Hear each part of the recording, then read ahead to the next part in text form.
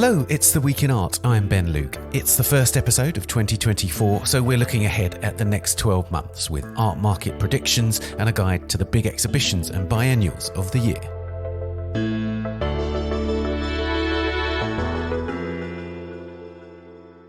For the past decade, Tim Schneider, the acting art market editor at the art newspaper, has made art market predictions and marked his own homework at the end of the year. We hear his thoughts on what might lie ahead for the market in 2024. Then Jane Morris, one of our editors at large, Gareth Harris, our chief contributing editor, and I select the biennials and exhibitions that we're most looking forward to in 2024.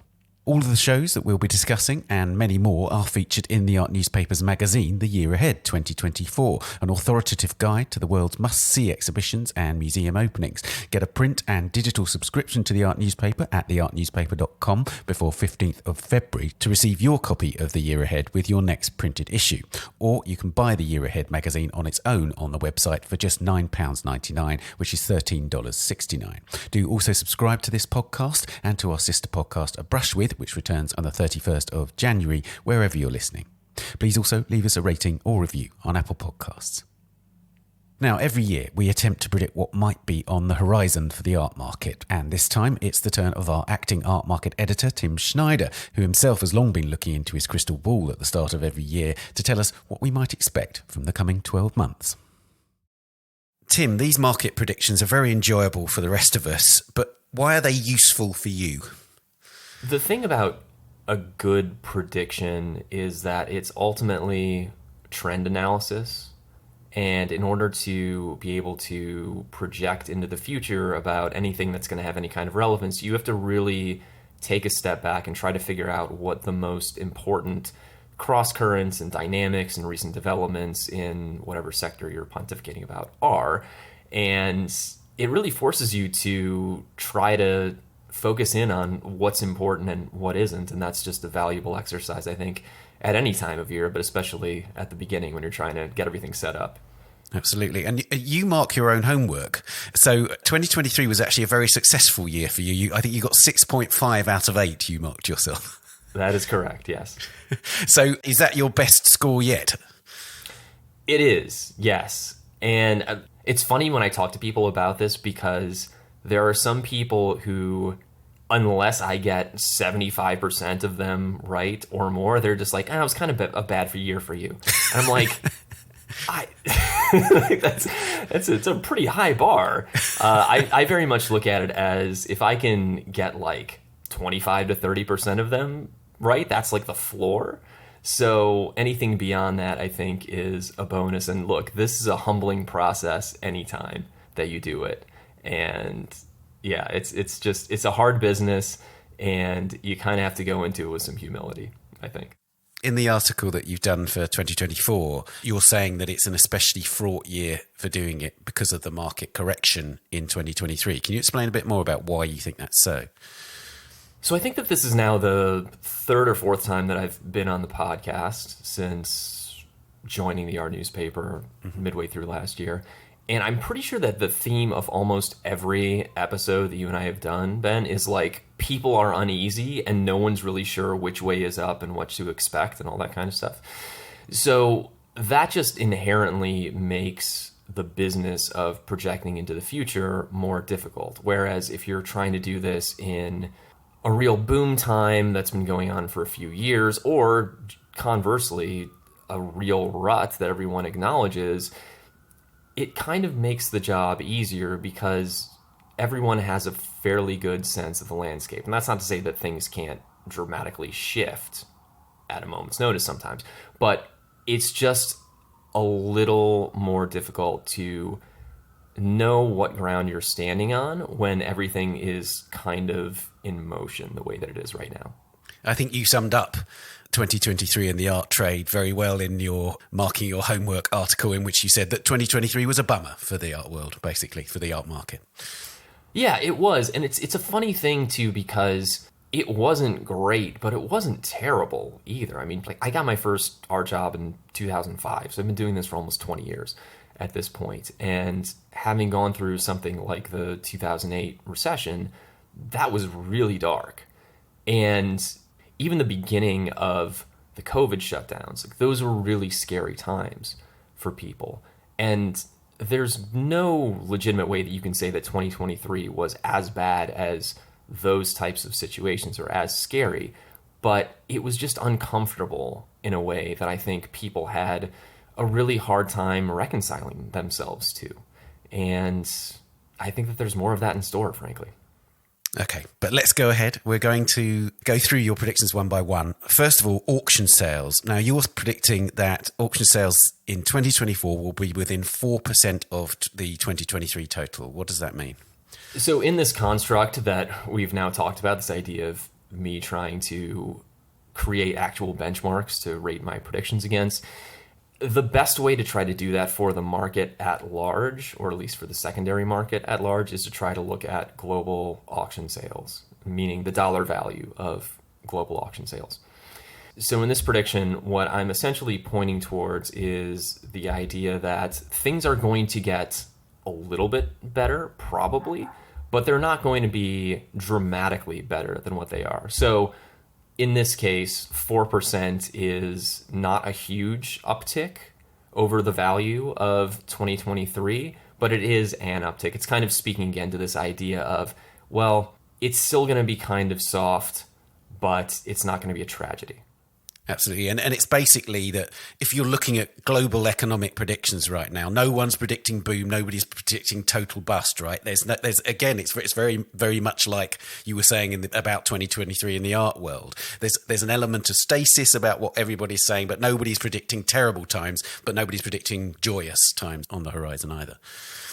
Yeah. One of my favorite columnists is a guy named Derek Thompson, who writes for The Atlantic, and he did his own predictions earlier this year, and he defined the big economic theme of 2024 as the big softy, which was just this idea of everyone he talks to about growth and business and whatever else, they just keep using the word soft. Like it's not going to be terrible.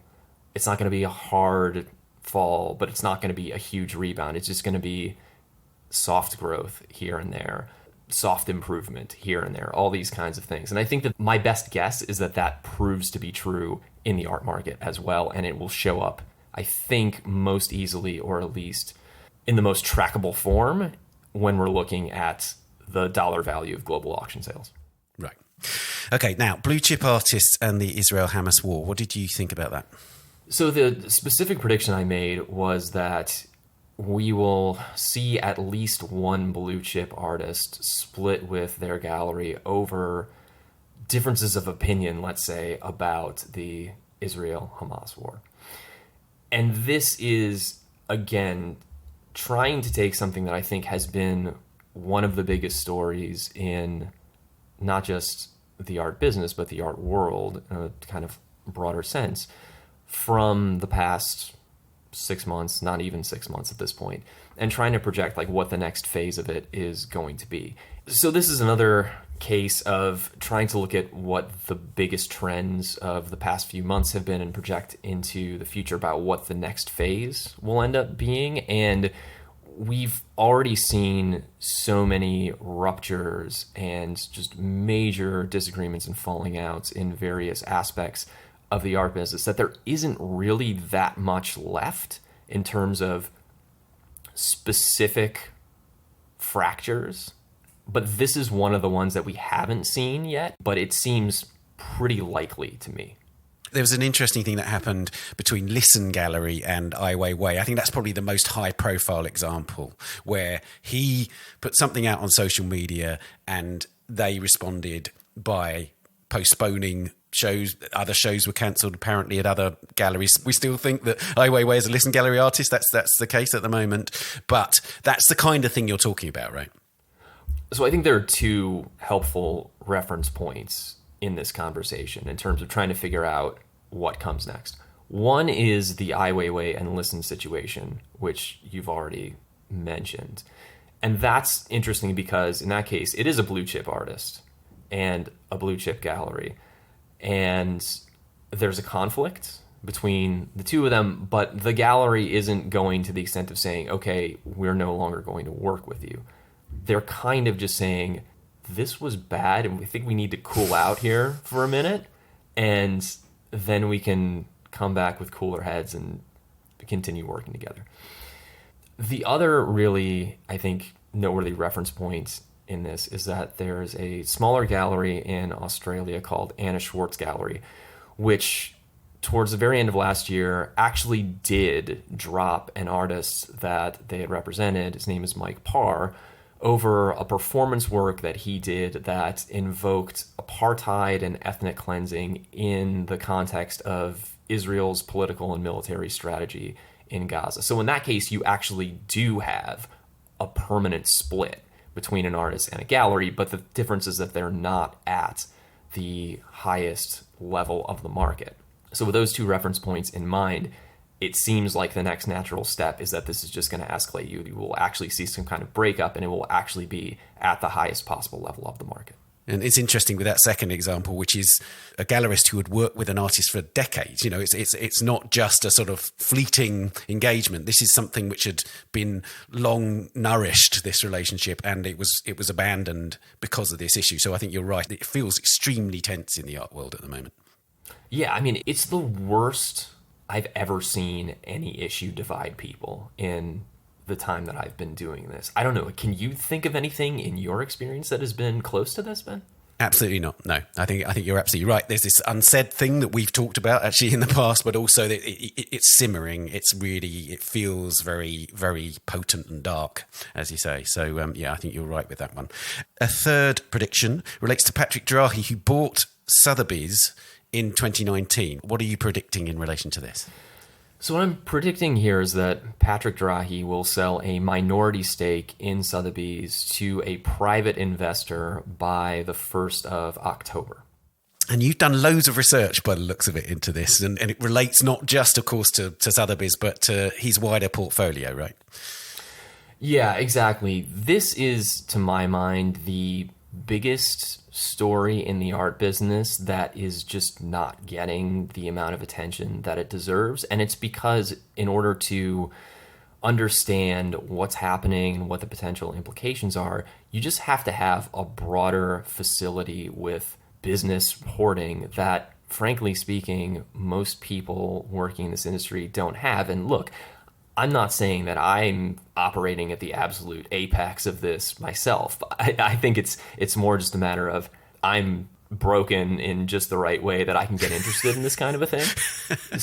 So are you reading loads of arcane financial news, basically? Is that what's happening? Yeah. Like I'm like, oh, I've never heard the term bond maturity wall before. What does that mean, and how does it impact Patrick Drahi? Oh, great. Here's a chart that I can look at that makes this idea real to me. I can spend an hour on this.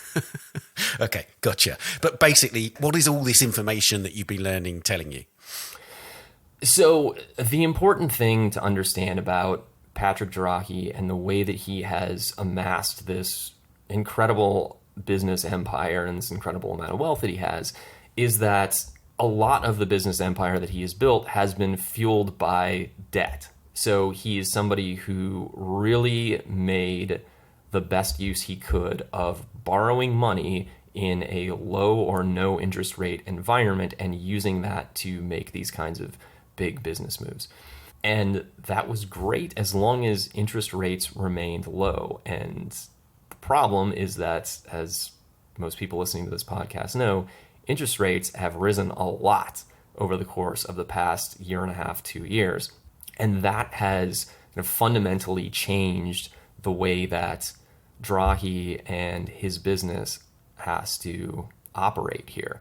The key data points are that Bloomberg reported last fall that Drahi's companies have to repay about $21.3 billion by the end of 2027 and $60 billion overall. So that's a big gap that this man has to make up.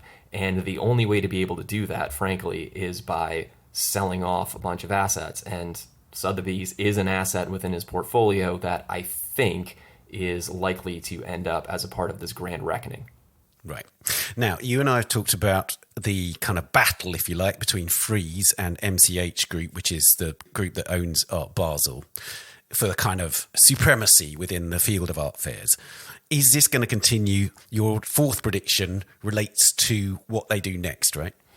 Right. So one of the big stories of the art fair sector last year was that Frieze announced back in July that it was going to acquire the Armory Show and Expo Chicago, which are the two largest and most important regional art fairs in the U.S. And there's been a lot of talk about this idea of consolidation in the art fair sector, and particularly under those two companies that you talked about. But in my mind, if we're trying to look into the future, I don't think that it's going to turn out the way that a lot of people have been talking about. So my fourth prediction is that neither Frieze nor the MCH Group will acquire any more regional art fairs in 2024. Why do you think that? So the funny thing about the art fair consolidation conversation is that most people who are looking at it semi-casually will, I think, recognize factors that are all true. They will say, look, expenses are going up. Sales at these fairs are going down. There are so many options out there if you're a dealer or a collector in terms of which fairs are even worth your time. So all of those things militate towards an outcome of just not everyone is going to survive, and there's going to be easy pickings for the larger companies, larger fair organizers that have extra cash to go out and scoop up as many of these smaller fairs as they want. And again, that makes sense on one level, but the thing that I think most people are missing when they go down that road is, if the business is so bad for these smaller fairs, then why would companies that are doing well want to take on their problems? It just doesn't make any sense to me. Absolutely. And you're saying that it's more likely that we might see something like what Frieze have done in London, which is actually have a gallery space in Cork Street, which is this, sort of historic gallery sector, which is, again, sort of thriving with lots of galleries moving into that territory. Right. In talking to people within the fair sector, the sense that I get is that the largest players recognize that there just isn't really any more space in the calendar. And look, I deal with this in an editorial capacity every day. Like, I have a running calendar of events month to month, and I don't have enough cells in the spreadsheet then. Like, it's just, there's too much. Everyone recognizes that there's too much. And what I've heard people that I trust and people who are operating at a very high level within the fair sector say is essentially, yeah, we all understand that's the case, and we want to continue to grow, but that means that we have to find other ways to grow, other ways to kind of keep our brand at the forefront of the conversation. And I think we're just, again, at a point where more fairs is not the answer, but instead it's doing these other initiatives, whether it's partnering with galleries for these types of pop-up situations, or trying new digital initiatives, or any number of other things like that. Right. For your final prediction, you're kind of flipping one of your predictions from last year, which was you predicted quite correctly, and it happened almost immediately, that artists would take on AI companies who were kind of taking their images and using them. This year, your view on AI and artists is somewhat different. Tell us what you think will happen. My prediction is that you will see one or more brand name artists actually strike a licensing deal with the developers of one of these AI-powered image generators that we've all spent so much time talking and thinking about over the course of the past couple of years. So basically, this would mean that an artist will see the potential of this technology, see that you cannot arrest it, and basically harness it for their own means, effectively, because it potentially could be extremely lucrative for an artist who's got their head screwed on. I think the most interesting aspect of the AI copyright war that's going on right now is that, at least in the visual art realm, it really has this kind of populism versus elitism theme to it, where that class action lawsuit that you mentioned in passing in the lead up to this prediction was really generated by 3 artists who were just like working artists and illustrators. They're not people who are having museum exhibitions. They're not people who are represented by huge commercial galleries by any stretch of the imagination. And there's something important in that to me, because the way that these AI image generators work is by just sucking up huge amounts of information. So just everyone who's out there and has their work online in any capacity is sort of being just sucked into the thresher. And for people who are out there struggling, trying to piece together a career in an extremely difficult field, I think that that is a really offensive and dire and kind of existential threat in a lot of ways. But on the other hand, there is so much money and so much interest and so much potential power in these algorithms and the developers of them, that if you're on the other side of the divide, if you're somebody who is already prominent, who isn't worried about the last little bit of their livelihood potentially being just cratered by this new threat, I think you could potentially see it as an opportunity. And I mentioned this in the column, I think, but there's just been a long line of really high-profile artists who have been very happy to get in bed with major tech companies in one way or another. I mean, going all the way back to Andy Warhol partnering with IBM computers in the 80s. Yeah. So, yeah, I just think that there's a way that this could be seen as a great business opportunity by somebody who, in their mind, could be the face of the next evolution of image making. And that's a really appealing thing. I think both of us have artists in mind who might do this. You haven't mentioned any specific artists. Are you prepared on the podcast to name anybody that you think might do it? Well, so I don't want to say specifically that it will be this person or that person, but I think that there is a type of artist that I can at least nod toward. In the US, I think the first name that comes to mind is Jeff Koons. I'm sure that a number of people listening to this podcast are not going to be surprised by that particular reference point. On the other side of the Atlantic, I think a gentleman known as Damien Hirst would probably have some interest in this kind of thing. Like, I don't want to question his deep integrity as an artist, but it just strikes me as maybe there's a match there. I don't know.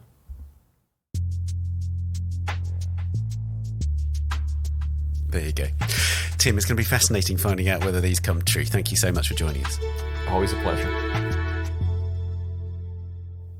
You can read more on Tim's predictions and his assessment of how he did last year on the website or our app for iOS and Android. Coming up, we look ahead at the top museum openings and exhibitions of the year. But first, here's this week's news bulletin. The British Museum has advertised for its next director. The application pack for the director's post says that prospective applicants must lead a workforce of almost 1,000 people, oversee a positive culture change within the museum, and lead a dynamic executive team. The role has a salary of £215,841. But the successful applicant will need to rebuild the battered reputation of the oldest national public museum in the world, following a string of controversies culminating in last year's theft scandal. In an introductory letter included in the application document, the chair of the museum's trustees, the former UK Chancellor George Osborne, admits that the institution has had a tough year because of scrutiny relating to the thefts, and accepts that it's at the centre of, quote, global conversations about the validity of so-called universal museums. But he also states that the museum is feeling remarkably strong and ready for change, citing the digitisation of the museum's collection and the next steps in its master plan, including building a new energy centre and launching an architectural competition to redesign and redisplay a third of its gallery spaces. The deadline for applications for the role is the 26th of January. The long-awaited trial between Dmitry Rybolovlev, the billionaire Russian collector, and Sotheby's auction house began on Monday in a Manhattan district courtroom. It marks the next phase of Rybolovlev's decade-long legal campaign to recover hundreds of millions of dollars from more than $2 billion worth of acquisitions he made through the Swiss dealer Yves Bouvier.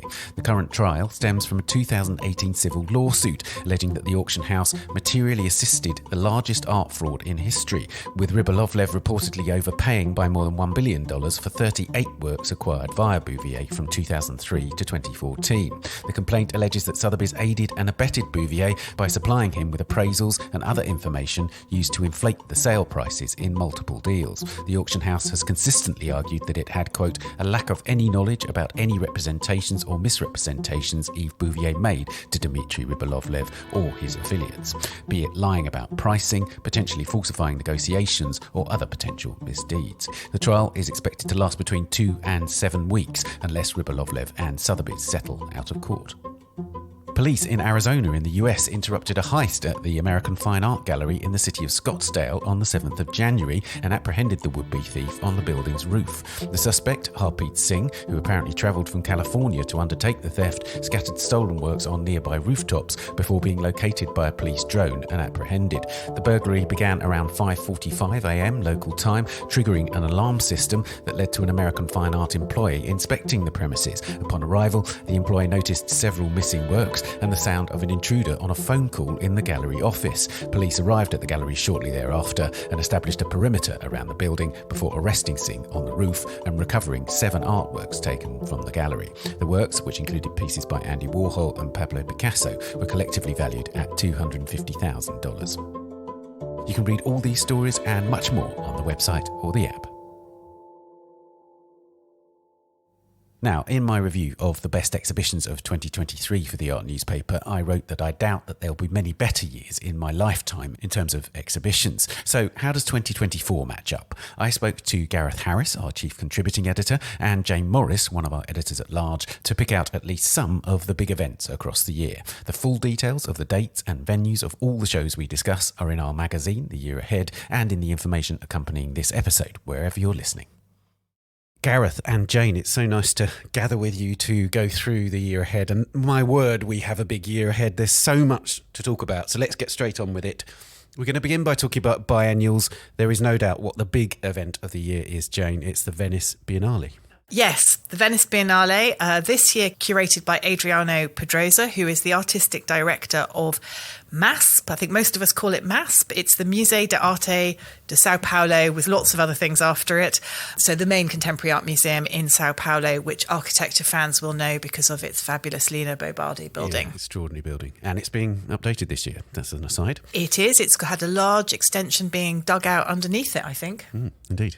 So Adriano Pedrosa is the artistic director of that museum. Yes, and probably best known in London, I guess, because for several years he curated the Spotlight section at Frieze Masters. That's right. But this year he says he is going to be focusing on, I think it's called Foreigners Everywhere. Yeah. And we are going to be focusing on artists who are indigenous, outsider artists, self-taught artists, queer artists, and particularly artists who've moved from the south to the north or north to the south. Indeed. Gareth, I was thinking when I saw this title, Foreigners Everywhere, right in the heart of Maloney's Italy, it's a provocation as much as a statement, right? This is absolutely cutting into the heart of the discussion about the nature of identity in Europe right now. So it's a really timely theme, it seems to me. Yeah, I think it is provocative. I think it sort of presents lots of firsts. I think Pedrosa is the first Latin American curator, first from the Southern Hemisphere to curate the Venice Biennale. Yeah, he is. So we're all waiting to see how political he'll be. As you say, it's an all-encompassing title. Statements online say the edition will be more topical than ever, tapping into economic and socio-political issues through the figure of the outsider. And as Jane has highlighted, this can mean anything from indigenous to queer to autodidacts, and I think it's going to be an interesting roundup. He also says online he's going to present something called a nucleo storico, gathering works from 20th century Latin America, Africa, the Arab world and Asia. I think this is an interesting thesis. It's quite a detailed statement online. I thought that this early, we know quite a lot about it, don't we, Jane? Yeah, and also in a way, he's been doing quite a lot of prep, which is quite clever in a way, because MASP actually devoted last year and a little bit into this year on focusing on indigenous histories. I think the next year, or this coming year, it's going to be queer histories, but he's done big thematic whole year exhibitions devoted to things like the artists of Brazil. So in a way, he's been kind of using his last 2 or 3 years as a run-up in prep for this one. Well, I've been stalking his Instagram. And Very good. He does post lots of pictures of his travels. And I think he's giving clues along the way about the sort of thing he might include. So have a look. Not too explicit, but yeah, keep looking at the Insta. Indeed. The nucleo storico, this historic aspect, 20th century artist, it's interesting. He's talking about the Italian diaspora. Yeah. That's an interesting take, isn't it? But we know, I think, that these historical elements can really work well because we've got Cecilia Alemani's most recent Biennale where she did exactly that. She put in these pods, if you like, of historic works which really complemented the contemporary stuff. Oh, it was a great sort of feature of the Biennale 2 years ago. I mean, I suppose the only thing I would say, and again, maybe this fact that he's been doing a bit of a run-up before he's done this show will help, but Cecilia had an extra year or so because of the pandemic, and she said that she wouldn't have really been able to do that historic show without the time.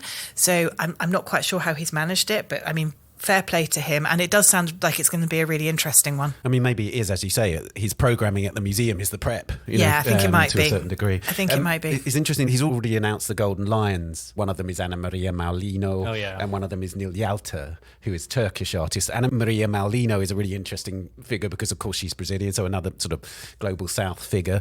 She's also of Italian descent, and it's interesting to note that he says that these figures embody the show in certain ways. So I think we're going to have a really interesting show about the nature of the movement of people, about what artistic identity might be, and so on. It feels a really rich territory. Of course, the proof will be in the pudding. It's an extraordinarily difficult show to organise. Adriano Pedrosa has never organised anything this big ever, so you can never know. He did the Istanbul Biennial a few years ago, which I enjoyed, with Jens Hoffmann. Yeah, and to be fair, Cecilia Alemani had never done a show as big as Venice, and I think we all agreed hers was one of the best in several years. Yeah, I do think the statement's interesting about the global south. Modernism was appropriated, devoured and cannibalized in the global south, repeatedly taking on radically new shapes and forms in dialogue with local and indigenous references. I think that's an interesting thing to put forward. Absolutely, and we'll find out the artist list at the end of this month. 31st of January is the sort of announcement and so on.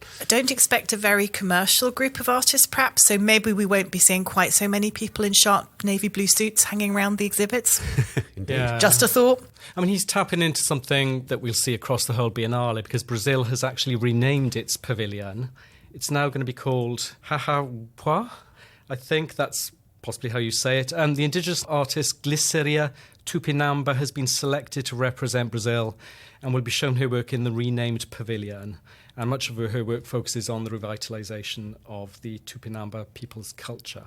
Well, there's no doubt indigenous artists are kind of something that a lot of attention is being paid to at the moment, I'd say. I mean, I think we probably first saw it in Documenta 14 and a little bit in the Venice Biennale in 2017. But I noticed that the Fondation Cartier is sponsoring a new First Nations curator in partnership with the Biennale of Sydney. And I mean, a number of other major museums are going down the same line. So I think definitely one of the trends of 2024. And just to add, there are other pavilions actually which have indigenous artists, and probably most notably the US pavilion, Gareth. Yeah, and Jeffrey Gibson, who's a Colorado-born, New York-based artist who's a member of the Mississippi Band of Choctaw Indians and of Cherokee descent. Right. So this is a big deal for America this year. His work mixes traditions, combining techniques from indigenous beading, that kind of thing. Mm-hmm. So that'll be an interesting inclusion as well. Yeah, there's Archie Moore in the Australia pavilion as well. Any other pavilions stand out to you, Jane? Well, I think obviously I am really looking forward to the British Pavilion, John Acumpha, and I'm also looking forward to Saudi Arabia. I think Manal Al-Dawayan could be very interesting. She had a show, I think, at the Guggenheim last year. She's been doing some quite large land art pieces with Desert X, so I'm keen to see that pavilion. Yeah, she's become a bit of a superstar on the Saudi scene, so it's interesting she was selected. But we'll talk about Saudi a little later and how we will indeed boosting the cultural credentials. As ever, there's a bit of political machination already.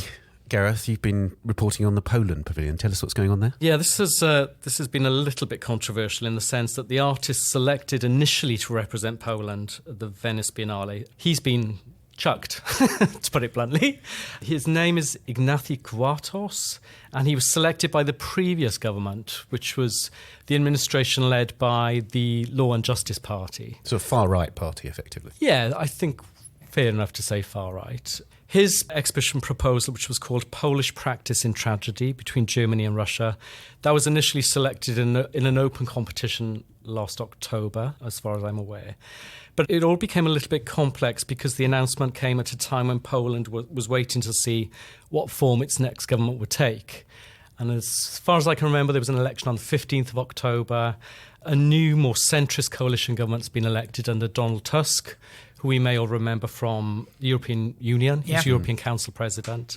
And then over Christmas, we all noticed that the Polish Ministry of Culture had issued a statement online saying a new group of artists would now be representing Poland, a collective called Open Group.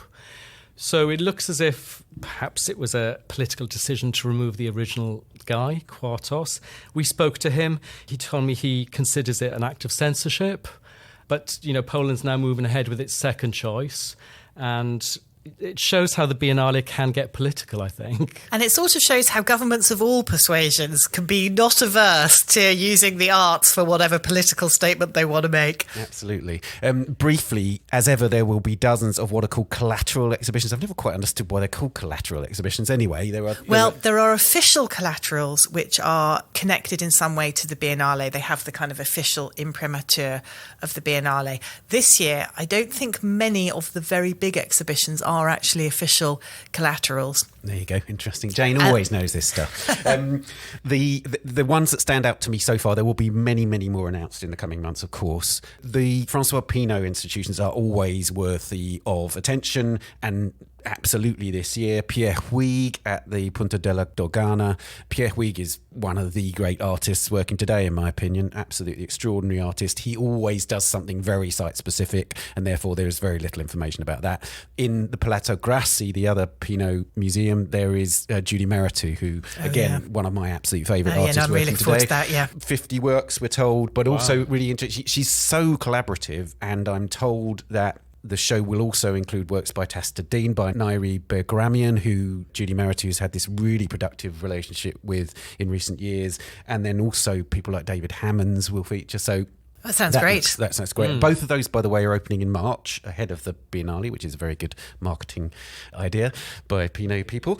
Then the other exhibitions, of course, the Accademia always has really landmark shows in the middle of the Biennale. This year it's Willem de Kooning in Italy, which is going to be extraordinary. He didn't spend a huge amount of time in Italy, but he did have two very productive periods.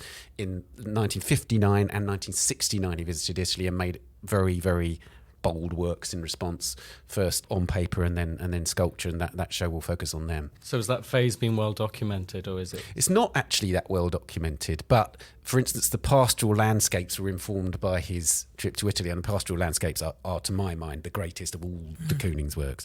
There's also, from my own point of view, a very exciting show at the Peggy Guggenheim collection, which is the Jean Cocteau show, Juggler's Revenge. Cocteau's a very Marmite artist, an artist who I love, many people hate. He had extremely dodgy activities during the Second World War, which obviously mean his reputation suffers relentlessly, and so it should in certain ways, but I'm really excited about that show. And it sort of carries on there. They've been sort of doing a theme, haven't they, recently, of like major exhibitions devoted to people connected with Surrealism, and I think that's continuing that theme. Indeed it is.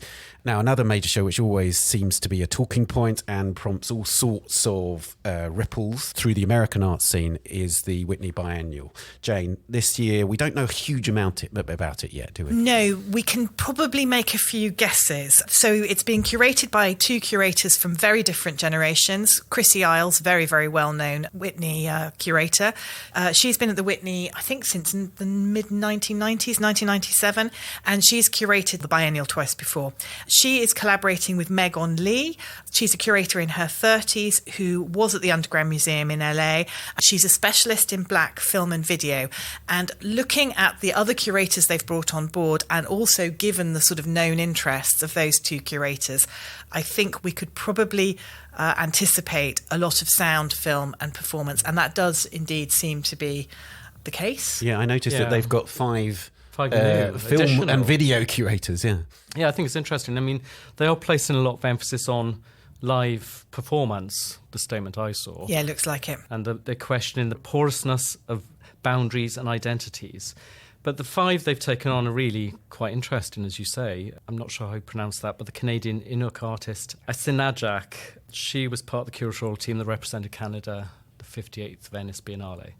But I think they've got the film, they've got the performance. It seems to be quite a fluid interpretation of what the Biennale could be. And the thing, the Whitney Biennial has never really gone down that road. Well, I suppose, the Whitney is always quite cutting edge, isn't it? The Whitney is basically a cutting edge survey, usually of what's happening amongst contemporary artists in the US. So, I don't know. We won't know till it gets much closer to the time, but it definitely looks like one to see. One thing they have said, though, is that the film and video programme will be available online. I think that's a really important point, because I think all of us have been to shows where there's lots of very important film and video work, but by the time you get to up to 10 artists, you're talking about hours worth of material. The idea of making it available online seems to be extremely astute, apart from anything else. And that seems to be, again, something that some of the big American institutions are doing more and more. And I think it really is an ideal thing, because it allows the rest of us to watch a lot of it sort of at our own leisure, and it's more realistic, really. Oh, yeah, it's good from an art historical perspective. Yeah. Jane, it's not quite a biennial, but we have another edition of PST Art, which was called Pacific Standard Time. And I think I will probably always think of it as Pacific Standard Time. Basically, this is a Getty-supported programme. I think the first one kicked off in 2011, and it focused on the post-war art of California, 1945 to 1980. And it seems hard to think now that the art of California would need a sort of push like that. But there was very much a feeling about 10, 15 years ago that the art scene of Los Angeles and Southern California was not anything like the kind of profile it has now. And I think this Getty exhibition really helped it. Basically, the Getty provides funding to, I guess we'd call them sort of group of willing museums, which this year has expanded to, I think, about 50 or 60 venues. So it's more like a festival than a biennial, right? Well, it is lots of exhibitions. Yeah. I suppose it's a biennial, a 5-year quinquennial, whatever. The timings are a bit odd. There was 2011. The next one was 2017, I think, which was focusing on Latin American and Latino art. It's a biennial if you don't mind lots and lots and lots of driving. And I'm guessing if you're American and you're used to the kind of long drives that they think of as normal, it is. For the rest of us, I guess there's little chance you'd be able to see all of it. So, yeah, I suppose a festival is not a bad way of putting it. But they are large, serious exhibitions. So this year it's going to focus on the relationship between art and science, which seems really kind of interesting to me. Rather broad definition of that. Well, it is, yeah. But then what Biennale doesn't have a very broad definition.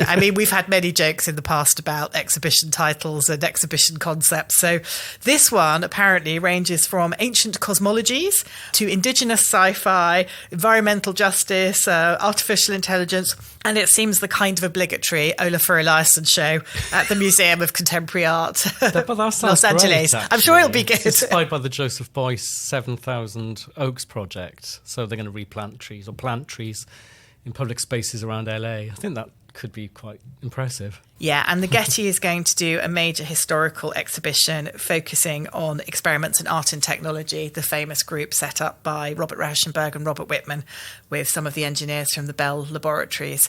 So that's basically very early digital art, 1960s to the 1970s. Sounds great. Gareth, you're going to tell us a bit more about what the hell is going on in Istanbul, because this biennial, long before it's opened, has been the subject of enormous controversy. Can you summarise it very briefly? I'll have a go. It's worth saying that our colleague Christina Ruiz first reported this last year. And basically, in February, the Istanbul Biennial's Advisory Board unanimously chose the Turkish curator Defne Ayas as the best candidate to curate the next biennial, which takes place this year in September. It's the 18th edition. She's a very well-known international curator. She was on the podcast not too long ago. But the Istanbul Foundation for Culture and Arts, which oversees the biennial generally, rejected the board's recommendation and instead appointed Ivona Blazwick, the former director of the Whitechapel Gallery in London. What's a little bit delicate is that at the time of her selection, Blazwick was a serving member of the advisory panel tasked with choosing a curator for the 2024 Biennial. I hope you understood that. Yeah. So did she choose Daphne Ayes? I think that's what's implied, yes. Yeah, I think she did. And then when Christina unravelled this a little further, she sort of found out that some critics believed that Ayas was judged a little bit too risky as a curator choice. And they cite her curation of an exhibition by Sarkis for the Turkish Pavilion at the 2015 Venice Biennale, which makes a passing reference to the Armenian genocide. So again, it's a delicate political stroke art issue.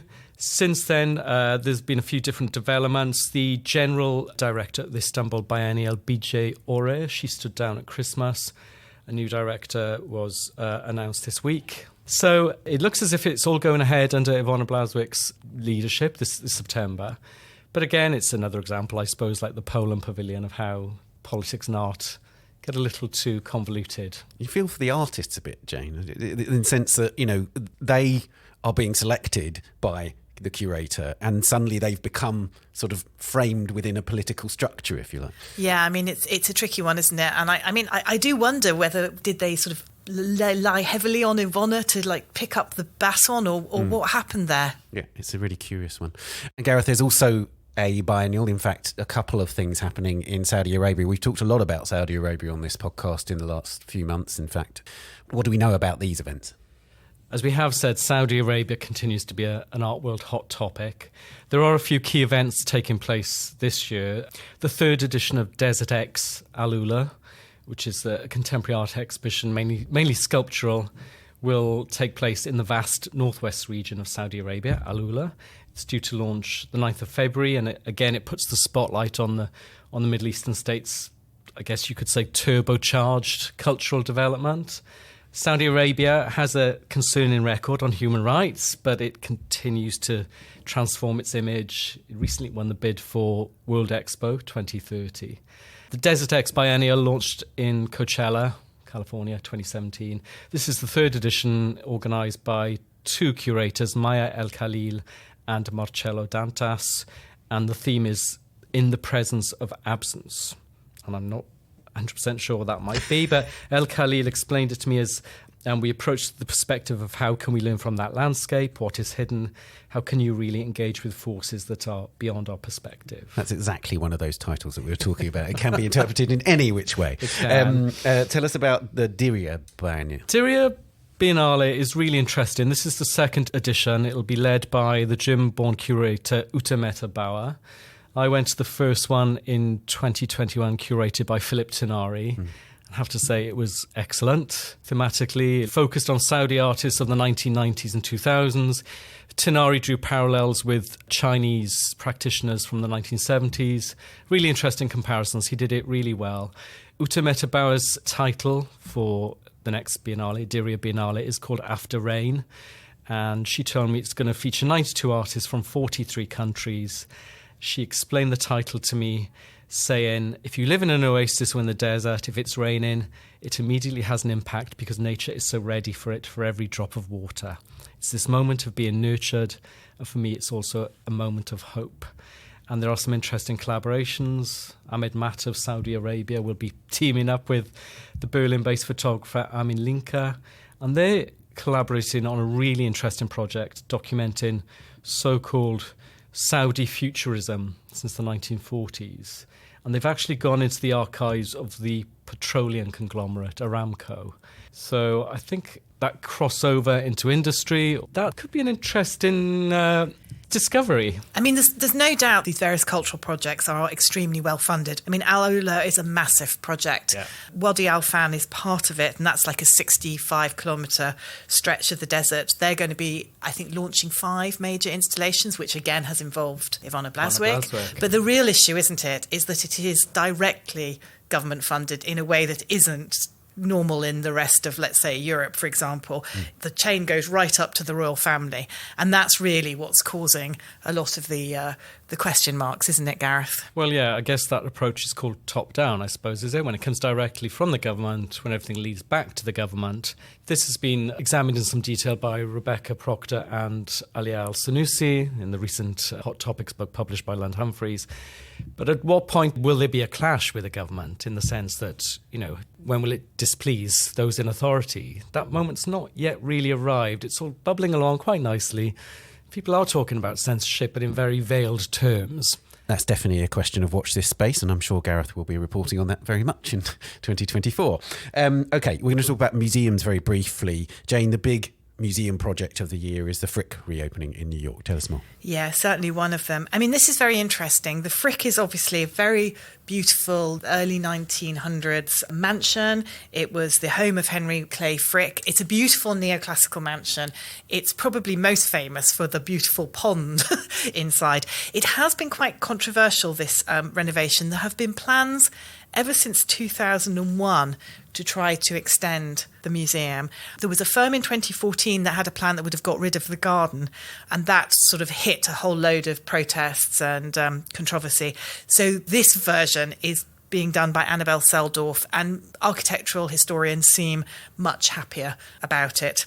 It increases the size of the museum by about 10%. There will be extra galleries and exhibition space, auditorium, conservation labs and so forth. It's cost nearly $200 million, so it's expensive. But I think because it's such a wonderful collection and such a wonderful building, I think people will be excited to see this one. I mean, I suppose the only possibly, perhaps not exactly sad is the right word, but I think it's been very interesting what the Frick has been doing while they have been camped out in the Marcel Breuer building that used to be the home of the Whitney and will soon be the new home of Sotheby's. Indeed. Because it's allowed the curators there to sort of experiment with their classic historic collection. I mean, the collection is full of, masterpieces by Monet and Rembrandt and El Greco and so forth. But they've actually been doing some sort of contemporary shows as well.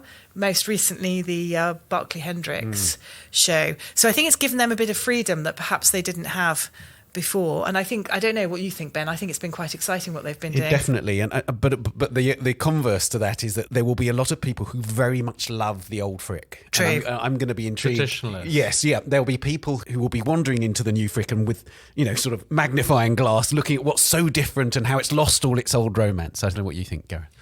It sounds like a quite radical redevelopment. I think the main thing they're going to do is open the mansion to visitors on the second floor, I think. So it gives them 15 more rooms upstairs to show the collection. Right. But that's a good thing, I Sounds think. like a great thing. Expanding, Indeed. spatially. And I suppose Annabelle Seldorf does have a track record of sensitive renovations of historic buildings. She seems to be museum's favourite architect at the moment, although her National Gallery project is deeply controversial. But we won't focus on that because that's a little way away. The Grand Egyptian Museum. I'm sure that in 2050, I'm going to be sitting here saying to you, Jane, the Grand Egyptian Museum is finally going to open. And we're still really mystified about what exactly is causing the hold-up. I mean, there is a rumour that there might be a soft opening in February and actually reopen. The actual opening will be May. I no longer know what to believe. We were kind of promised it would definitely open last year, and it definitely didn't. I mean, it's a bit of a running joke. It's appeared in our last 5 or 6 year ahead supplements under museum openings for the year. Yeah. So, I mean, it's an enormous project. We all want to see it, don't we? Oh. I mean, we're all eagerly anticipating it, but goodness knows what the hold-up is. There will be people who know.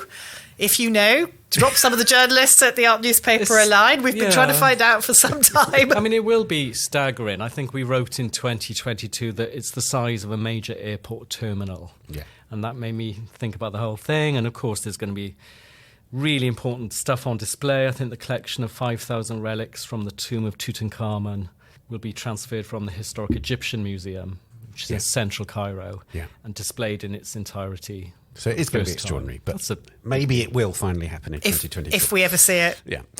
Okay, we're going to talk about exhibitions. There are sort of loads of anniversaries as ever, and of course there are loads of exhibitions themed around those anniversaries. One of them is the anniversary of the first manifesto of Surrealism. Jane, what do you make of what's going on? Well, I suppose it's an interesting one, isn't it? Because somehow 2022 seemed to have turned itself into the year of Surrealism, partly because of Venice, partly because of the massive exhibition at the Metropolitan Museum and Tate, and just general interest in the market and lots of sort of contemporary artists who are influenced by Surrealism. In a way, it almost feels like the anniversary has happened. However, I think when we get to it, there is a very large exhibition being staged jointly by the Beaux-Arts, the Royal Museums of Fine Art in Belgium, and the Pompidou in Paris. It's called Imagine 100 Years of International Surrealism, and it is going to be filled with all the greatest hits. Now, I can see Gareth looking at me. Is that name changing? Because the name keeps shifting around. No, my first thought was what's new, but, what will be? Well, I think what's new is that each of the venues, actually, because it begins in Brussels, moves to Paris, then it goes to Hamburg and Madrid, and finally ends up in Philadelphia. Yeah. And each of the 5 venues are bringing their own take to Surrealism. Now, Surrealism, right from its start, was framed by all its protagonists as a shape-shifting movement. And I think that's really important to say that Surrealism is many, many things, despite its very sort of tight tenets as established in this manifesto by André Breton. And I think it's really interesting that, like for instance in Belgium, it's being linked to symbolism. And I would have thought symbolism and surrealism, they should be having a battle in that museum rather than a kind of complementary display, Jane. Yeah, no, I think that is a potentially very interesting take on it. I mean, I think there is a definite air of blockbuster around this one, isn't there? I mean, it's the Pompidou's, is it its last exhibition before it shuts? 2025, the Pompidou closes. Yes, it is. I think it is the last exhibition. Yeah, because this one runs into 2025, doesn't it, before it goes on its international tour. Anyway, the public always loves surrealist shows, so I'm sure this will be a big success. And I'd really advise everybody who is at all interested to read the Manifesto of Surrealism, that first manifesto. It's one of the most readable manifestos I know of. Breton, as ever, deeply controversial, but it has that list of the sort of antecedents of surrealism. It has a wonderful kind of fantasy about surrealism as a half-ruined castle, which Picasso's lurking in the grounds and so on. It's a great manifesto, so I do advise you do read it. Another anniversary, Jane, the first ever Impressionist exhibition was 150 years ago, and the Musée d'Orsay and the National Gallery of Art in Washington are doing a show.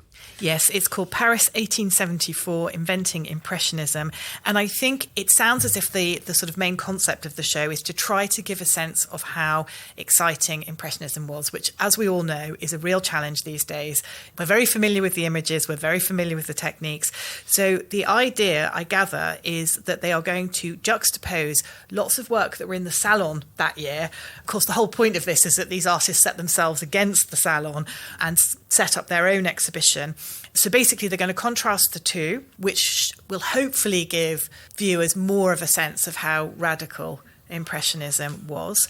They also said that, there were either 30 or 31. There seems to be a bit of a debate about that, but the Musée d'Orsay says 31 artists in the original exhibition, and I'm guessing that they must be correct. So I think one of the other things will be to show the fact that it's not just the names that we all know, so Monet, Renoir, Degas, Morisot, etc. There were other artists who are less well known who were in this first exhibition, 15th of April 1874, famously Felix Nada's Top Floor Flat, in Paris. So, yeah, I think, again, that's another quite clearly blockbustery show, but it does sound like it'll be interesting. Yeah, and there's going to be a lot of virtual reality, apparently. 45-minute virtual reality immersive trip. Not so sure about that. I think Is that so. taking you back to that first exhibition? This is according to The Observer about 2 weeks ago. It'll take you back to the first exhibition in 1874. There's going to be a VR recreation of the original studio, apparently, which was, I think, at Boulevard des Capucines. There you go. That's slightly, and I'm not saying this to be sort of Luddite, that slightly just makes me shudder in terms of the actual logistics of the exhibition, because as we all know, the minute you put sort of VR experiences in the middle, the queues just get vast. So let's see how they handle that, if that's the case. And I think what's also interesting is the Musée d'Orsay, as far as I understand, they lend in paintings from the collection to 34 museums across France. to mark the 150th anniversary of Impressionism. So Monet, Manet, Van Gogh, Cézanne, Renoir, they're all going to be going to these French museums. I think they also want to try and put it in the context of a very turbulent time in Paris, which I think is interesting because, again, I think we are probably all slightly guilty sometimes of seeing the paintings, and some of them as a bit chocolate boxy. Yeah. And they want to put it in the kind of context of the end of the Franco-Prussian War, the Paris Commune. So they want to get the impression that this was a turbulent, politically charged time, and that some of these artists played into that. They were also incredibly unsuccessful, which I think is absolutely interesting. And the people that were successful were making these extraordinary grand machine paintings that now look like absolute howlers. So it's the salon. The salon paintings. They are some of the worst paintings in the Musée d'Orsay that are being brought out for this show. So yeah, that would be an interesting one. Another anniversary is the National Gallery's 200th anniversary, the National Gallery in London. The landmark show for that is a Van Gogh show, Jane. Yeah, I mean, are we feeling the blockbusters here, everyone? I mean, so this is apparently the first time the National Gallery has done a Van Gogh show. I suppose Van Gogh runs just up to the end of the kind of turning point in their collection, doesn't it, before everything goes to the Tate. So it's going to be called Van Gogh, Poet and Lovers. I think that Martin Bailey, of course, our expert on Van Gogh, has written quite a lot about this, and interested readers can find out a little bit more about why the show is being called what it is. But basically it's going to focus on a period 1888 to 1890. So a very narrow sort of period, but a very, very productive period, wasn't it? Absolutely. Ben, in Van Gogh's it's life. It's in Arles and Saint-Remy, so the Yellow House and then the asylum, and it's focusing on how he interpreted those spaces in and around those buildings and the kind of landscapes around them. Yeah, and the Yellow House had a public garden very near it, which he made a lot of paintings of. And then the asylum also had a very overgrown garden. So I think there's going to be a lot of landscape imagery. And we think the Poets and Lovers, partly it's to do with some of the people he saw in the garden, but other reasons as well. And also he imagined in the garden. So actual poets and secluded lovers and so on. Yeah. It's the anniversary, in fact, of course, of the National Gallery buying Sunflowers. They're probably one of its most famous paintings. And also the Van Gogh chair, which is the pair to Paul Gauguin's chair, which is in Amsterdam. Mm-hmm. So they'll be celebrating that acquisition of the Sunflowers for £1,300, which was obviously quite a lot of money at the time in 1924, but still probably one of their most famous works now. While we're on the subject of Van Gogh, Jane, there is this really interesting show at the Van Gogh Museum which pairs Van Gogh with Matthew Wong, the artist who was very young when he died in 2019. Yeah, I mean, he also had mental health problems like Van Gogh, and he didn't actually start painting, I think, until he was 27 in 2011. I mean, I think there are very obvious parallels between his work and Van Gogh's. It's interesting that the Van Gogh Museum has decided to do this. Yeah, I mean, I think definitely an interesting one if you happen to be a Matthew Wong fan or a Van Gogh fan or popping over to Amsterdam. Got a radical pair in that. It is, yeah, I think, but also very instructive. There's a really sort of tragic but beautiful quote from Matthew Wong where he said of Van Gogh, "I see myself in him, the impossibility of belonging in this world." You know, that's testament to a bit of curating which has identified these two figures as sort of kindred spirits across time. So I think that would be interesting. And I suppose, I mean, the Van Gogh Museum needs to keep finding new ways of looking at Van Gogh. So this is an interesting one, I think. Indeed. The Caspar David Friedrich anniversary, 250th anniversary, has actually already begun. It began just before Christmas, actually, in Hamburg at the Kunsthalle. And there are other exhibitions. Gareth? Yeah, I think it's interesting that as the 250th anniversary of the birthday approaches, he's being reassessed. I mean, he was always the student favourite, I suppose, the master of German Romanticism. His reputation's gone very up and down, though, hasn't it? I mean, he was hugely famous early in his career. He died in poverty. Loved by Hitler. Yeah, that's always been a bit of a problem. His reputation kind of really slumped, didn't it? And then the beginning of the 20th century, people began to get interested in it. The fact that Hitler liked it, I mean, poor Caspar David Friedrich. Anyway, that didn't help. And it wasn't really until the 70s, really, that his reputation started to be revived. Because there was a big Tate show, I think, in 72. So I think that was the start of the rehabilitation, actually. Right. It's really interesting that these shows that are particular landmarks, there's actually a whole website dedicated, which is cdfriedrich.de, so a whole series of celebrations, but three really major shows. The one that's open at Hamburg introduces him and also introduces contemporary artists. Right. There's another one in Berlin which is much more about his reputation and how it fell away and he was rediscovered later. And then The one that's going to be in Dresden later in the year brings him together with the old master. So you have kind of Friedrich in 360 in those exhibitions. You do. I mean, I think it's interesting the Hamburger is doing the contemporary comparison. There's some big names in there.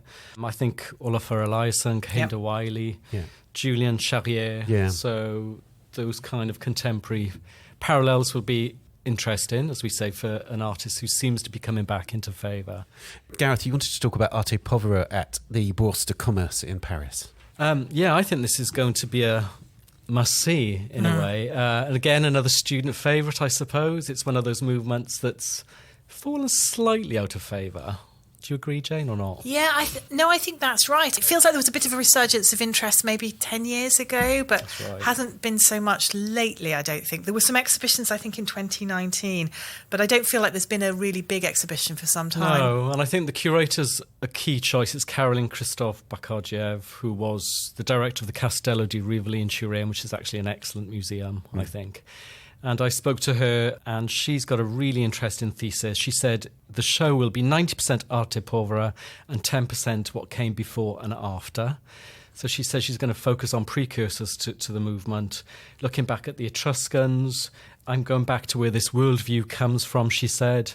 It all links to the Mediterranean idea of flow and the sense of non-linear development. So I think that's an interesting concept. She's going to bring together works by 13 artists, the usual suspects: Giovanni Anselmo, who sadly died late last year, Yannis Kounelis, Giulio Paolini. And she said something else to me. She said, in a sense, these artists also invented installation art, as we always don't know where the boundary of the work is, a concept which moved Western art forward and resonates globally today. And that really made me think about contemporary art. I honestly think their influence is probably bigger than any art movement of the 20th century. I can see them everywhere, not just in the installation nature, but also the materiality, that, you know, literally poor materials and so on. It's just everywhere. It's intriguing that David Hammond's, who's very well represented in Pinault's collection, so therefore very advantageous to the Bourse de Commerce, is going to be shown alongside them. I like that idea, that you'll see them in a broader international context. Yeah, Christophe Bakardjev says she's going to connect David Hammond's to Yannis Kounelis. It's going to be fascinating, I think. Yeah, and she is a curator, I think, who does draw very interesting connections. She's got very sort of unusual approach, actually, in many ways, as anyone who saw the 2012 documentary will know. So it's certainly not going to be a standard textbook take on arte povera, and I think that'll be definitely worth seeing. While we're on the subject of Paris, I'll just briefly tell you about a couple of shows at the Pompidou. Actually, the Pompidou is going out with a bang ahead of its closure for 5 years. I mean, I feel already a sort of sense of being bereft for 5 years without a Pompidou to go to. It's a major renovation of the museum, which really needs it by all accounts. But still, it's going to be horrible when the Pompidou is closed for 5 years. Yeah, it does leave a massive hole, doesn't it? It does, it really does, yeah.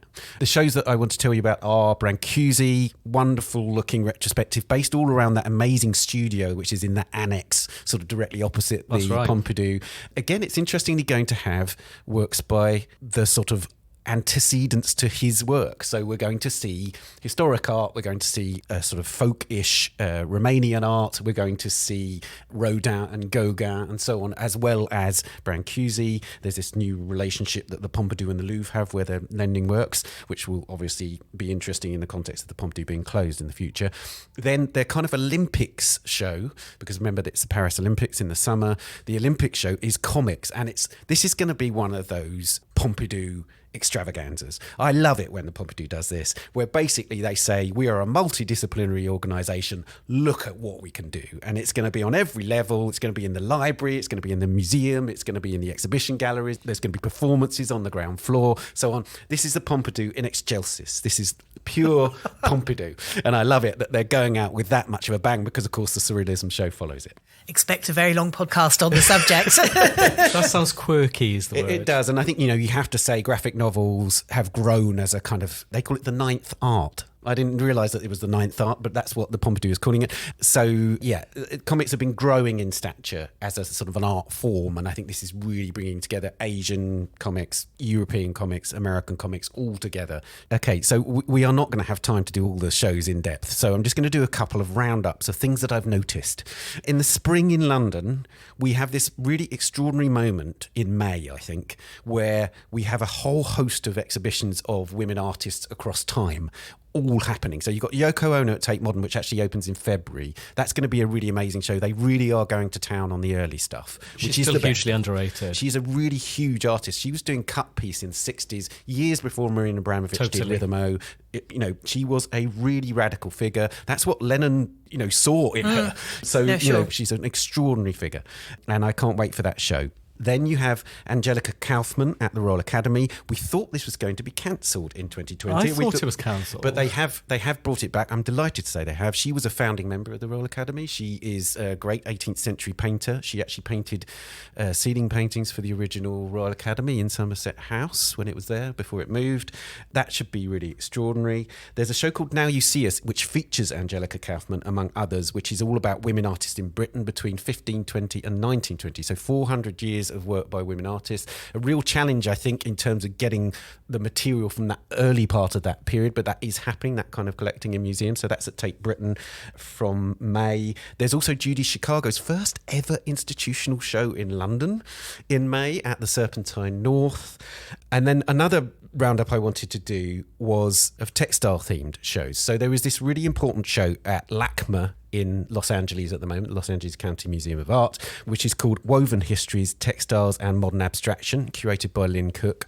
It will travel to the National Gallery of Art in Washington and then to Ottawa and eventually to the Museum of Modern Art in New York. And Lynn Cook's shows are always worth seeing, I think. Yeah, she's a brilliant curator. And this is really, really in-depth, looking at textiles from Bauhaus, Annie Albers and Günter Stürzel and all those great artists from that period, then all the way through to Jeffrey Gibson. And Jeffrey Gibson is not just in the US Pavilion this year, he's everywhere. He's also in a show which is called Unravel, The Power and Politics of Textiles in Art. That's at the Barbican, that opens in February. And it really does focus on how textiles are a profound medium for political art, for protest, for the expression of the views of marginalised figures and so on. And it features 50 artists from the 1960s to today, some of the real groundbreakers in the medium of textiles in that period. So Sheila Hicks, Magdalena Aberkanowitz, who had that amazing Tate Modern show recently, Teresa Margoles and Faith Ringgold, among those 50 artists. Extraordinary show by the looks of it. There's going to be a show called Material World Contemporary Artists and Textiles, which is a Hayward Gallery touring exhibition, which means it will be a show happening across Britain in various venues. Not much more detail about that, but I'm told that the themes will be very similar to the Barbican show by the sounds of it. So really looking at textiles as a medium which is an agent of change, of protest, of activism and so on. That's what I was going to ask you. Why now? Why is there such a raft of textile shows? Is it because they can resonate politically in a way? I think this is the thing, is that it's one of those things where we've seen textiles appearing lots, haven't we? Yeah, we have, yeah. It seems to be something which people are bringing their focus to in various ways, and it seems that curators are suddenly thinking, well, hang on, we should draw all this together. It's a thing which you've seen fragmented histories, and now it's like, it seems to me to be a really sort of important thing to explore in depth in these big group shows. Okay, let's go to the US now. Jane. Well, I'd just like to give a shout out to the Harlem Renaissance and Transatlantic Modernism show that's opening at the Metropolitan Museum in February. It's being billed as the first survey in New York in nearly 40 years. I think the last one was 1987. I think more people, though, have talked about the 1969 show, Harlem on My Mind, which was controversial because it included a lot of documentary photography more than painting and sculpture, and all the curators were white, and I think a lot of artists in Harlem were not even consulted about it. So this is, I think, probably a corrective exhibition in that it is really going to be focusing on the artists, the painters and the sculptors who emerged in the period immediately after the First World War, and I guess running up almost to the Second World War, where there was this extraordinary renaissance and cultural explosion in Harlem. A lot of people, I guess, probably think perhaps more of music, and writers like Langston Hughes and Duke Ellington.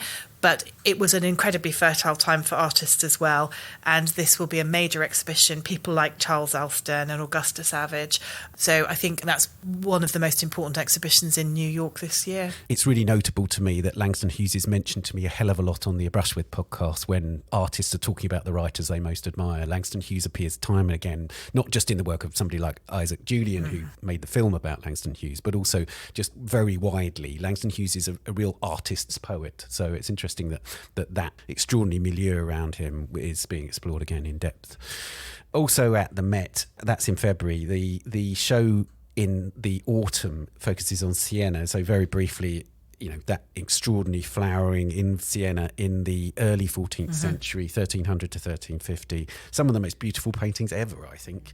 Duccio, Simone Martini, the Lorenzetti, some of the most extraordinary painters on that cusp between the Gothic and the Renaissance.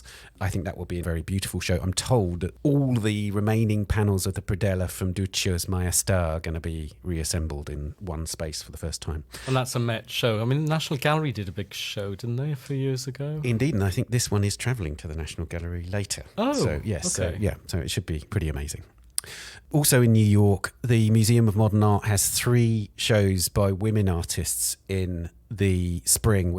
Joan Jonas, Good Night, Good Morning in March, which is a survey, the most comprehensive survey of Joan Jonas's work in the States so far. One of the great artists working today, I think, in video, in performance, in drawing, just a fantastic artist. LaToya Ruby Fraser, an activist artist. Yeah, that'll be very interesting. I saw those Flint, Michigan photographs, the work that she did around that community that had poisoned water because of industrial corruption and so on. And those photographs are so powerful, and that should be an extraordinary show. And then Ketta Kollwitz, the first ever New York survey, 120 works, prints and drawings, obviously mostly because that was her primary medium, also sculpture, of course. But that should be an astonishing show. And indeed, there are lots of Ketta Kollwitz shows. There's no anniversary, but there are 3 Ketta Kollwitz shows in 2024. In America? No, one in America. Then we've got the Städel Museum in Frankfurt in March and the SMK-National Gallery of Art in Denmark in Copenhagen in November. I wonder what's driven that. They're not the same show, no. Not the same show. She does seem to be an artist who lots of artists are turning to. That's true, and we've seen a lot of her work in biennales and the like, haven't we? So Indeed. And indeed, this is a prompt for me to tell you about another sort of theme of 2024, which is a whole series of shows by expressionists. So first of all, we have The Anxious Eye, which is a show at the National Gallery of Art in Washington. That basically focuses mostly on the collection. It is a show which involves contemporary artists again. So lots of this kind of journeying across time within shows, bringing historic movements into connection with contemporary art. And I think it features artists like Nicole Eisenman and Rashid Johnson. So that will be an interesting show. The big show of expressionism in London is Kandinsky Munter and the Blue Rider. And I think this is an interesting moment because I think a Blue Rider show, the expressionist movement, the Blue Rider, would have been called Kandinsky Mark and the Blue Rider about 20 years ago, maybe even 10 years ago. I don't think Gabriele Munter would have been in the title in the same way, but Tate Modern, to its credit, is saying, actually, Gabriele Munter is a great artist who founded that movement with Kandinsky and the others, and is a really landmark figure in expressionism. And so Munter's photographs and paintings will feature. That should be an amazing show. There is also a Gabriele Munter survey at the Thyssen-Bornemisza in Madrid later in the year. There's a scholarly reassessment then of... yeah, it sounds like it. Yeah, exactly. And she was in that Making Modernism show at the Royal Academy, which was a great show recently. So I think there is a reassessment of expressionism going on. There's also an Eric Heckel show, for instance, at the Museum of Fine Arts in Ghent. So in a way, expressionism has somewhat fallen away from the kind of canonical modernism that seemed to be really preoccupying artists and museums in recent years. Maybe this is a moment for reassessment. Yeah, maybe. Very good spot, Ben. Very good spot seeing that group, yeah. I think that's it. This seems a lot. It's going to be a very busy year by the looks of it. Indeed it is. Well, Gareth and Jane, thank you very much. Thank you.